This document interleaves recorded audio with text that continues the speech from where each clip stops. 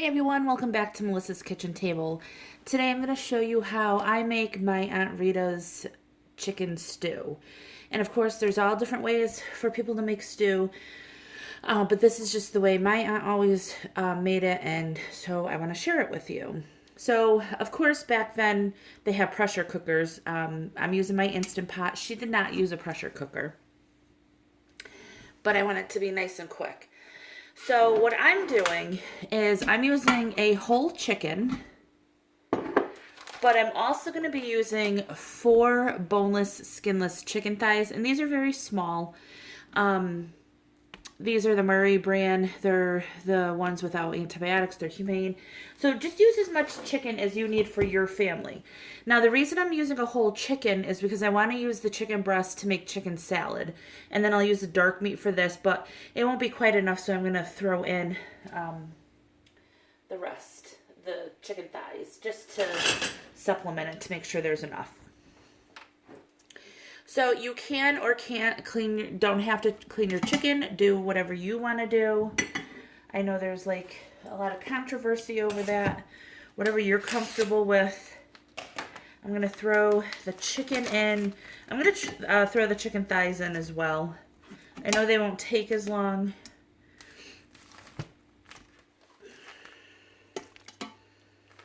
But I want to get everything nice and cooked. So we got that going. Now this part here is just cooking the chicken. Alright, so I'm going to throw in a cup of chicken broth, and you could use water. I might probably put 2. We'll use more later. You could put 2, and you could just use water. It doesn't have to be chicken broth. It was on sale for $1, which is why I got it. So I probably put maybe half the carton, maybe 2 cups or so. And we will go ahead and cook that. Let me get the lid.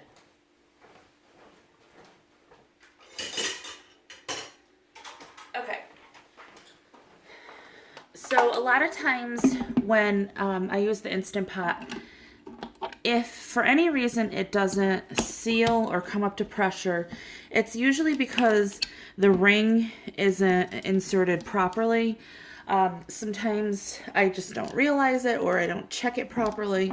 You just want to make sure the ring is pushed all the way down and you don't have any gaps. So then put the lid on. Make sure this is over on sealing. I gotta move ya. And then over here, we're going to have it on manual. It's already on high. And I want this for, it's 20 to 25 minutes. This is a small chicken, so I'm going to do it for 22. Go in the middle. So this is going to start automatically once you have the time on.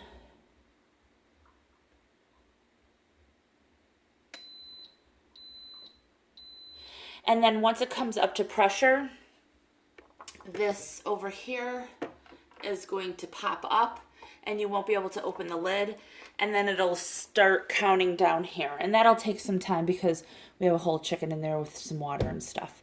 All right, so I'll show you the rest once that is done. Once that's done, I'll do a quick release, take the chicken out, let it cool so I can shred it, and then we'll continue. So here's what the chicken looks like when it's all done, and I am going to try to get this out.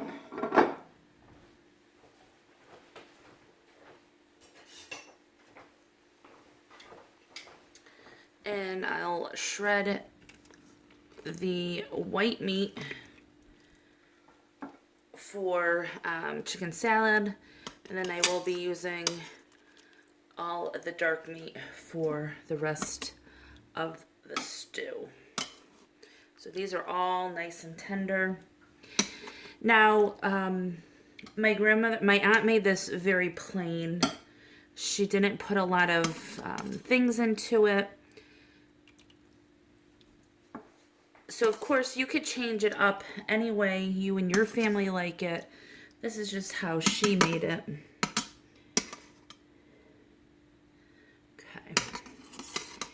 All right, so get all that out. And what she always used was a thing of mixed dried vegetables. And this has dehydrated carrots, onions, celery, tomatoes, green and red bell peppers, and spinach. Now, this one was a little expensive. It was $5, but this is a big container. She used to get a smaller container. She would use the entire thing. So, obviously, I don't have to use quite that much. All right, so that seems, I used very little of the container. I'm going to put the rest of the stock in here.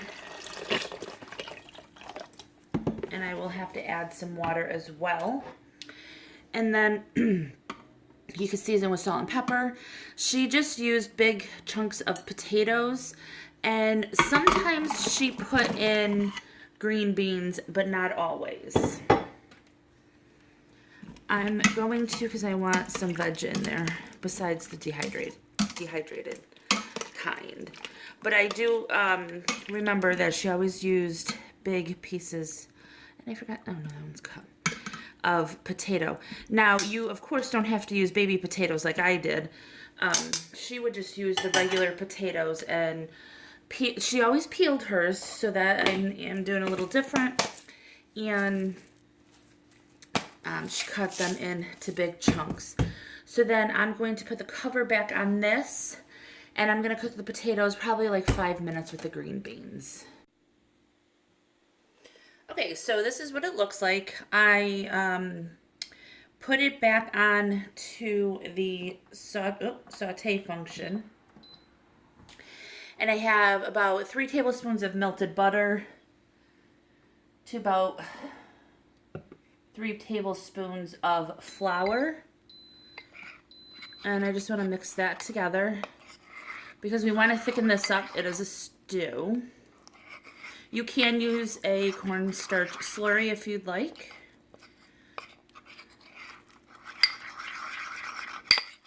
So you just mix that together to a paste. I like the butter to be melted. It's just easier. And then drop it in.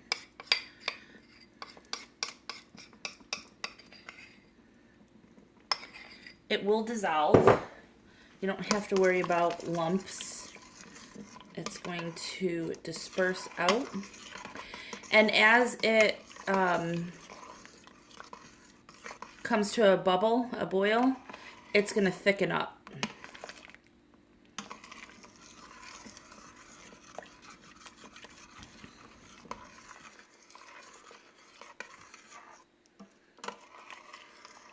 If you're concerned with lumps, you could definitely just use a cornstarch slurry. It doesn't bother me either way. You can get in there with a whisk.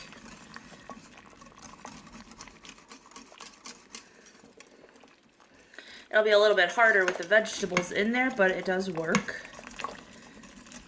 So I'm just going to let this go for about 5 minutes, and then I just finish it with some cream, and I toss the chicken in. So we'll be back. Okay, so this is going for, I don't know, 3-4 minutes now.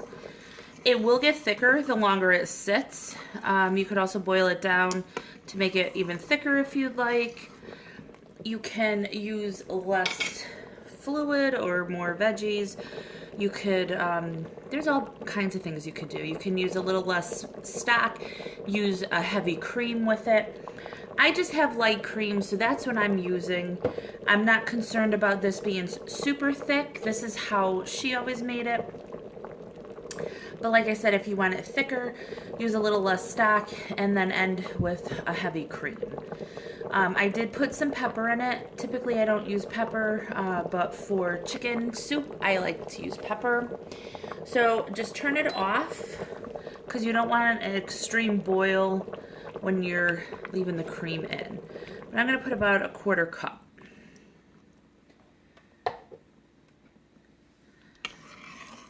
And you can use some more if you'd like it to be a little bit whiter, more like a chowder. You could do that. And then I'm just going to put all that chicken back in.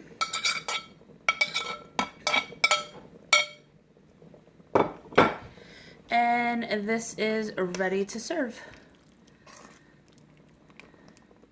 So this is how my Aunt Rita always made her chicken stew. I hope you guys enjoy this video. If you do, please give it a thumbs up, hit subscribe and share, and I'll talk to y'all next time. Bye.